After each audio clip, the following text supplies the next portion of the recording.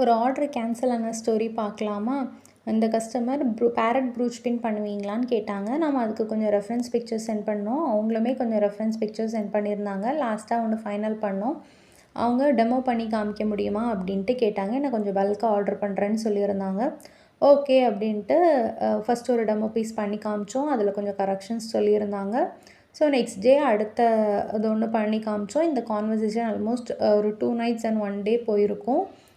அதுக்கப்புறமாட்டு நம்ம லாஸ்ட்டாக பண்ணி காமிச்சதுக்கப்புறம் இந்த ஒர்க் நல்லா இருக்குது, பீஸ் எல்லாமே நல்லாயிருக்கு, பட் ஃபங்க்ஷன் வந்து கேன்சல் பண்ணிட்டாங்க. ஸோ எதுவுமே நம்மளால் வாங்க முடியாது அப்படின்னு சொன்னாங்க.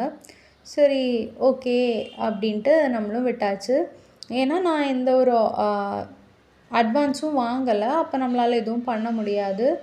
இதுலேருந்து நான் கற்றுக்கிட்டது என்ன அப்படின்னா, எனக்கு ஒரு மாடல் கிடச்சிச்சு, ஒரு புது டிசைன் கிடச்சிச்சு, ப்ராக்டிஸ் கிடச்சிச்சு.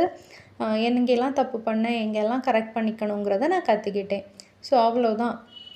எந்த ஒரு விஷயம் நம்மளை விட்டு போகுது அப்படின்னாலும் அதுக்கு ஒரு ரீசன் இருக்கும். ஸோ அப்படின்னு நினச்சிட்டு மூவ் ஆன் பண்ணிவிட்டு போயாச்சு.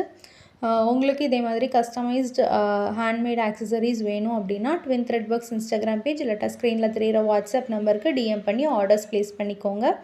பயோவில் யூடியூப் சேனல் லிங்க் இருக்குது. சப்ஸ்கிரைப் பண்ணி சப்போர்ட் பண்ணுங்கள். தேங்க்யூ.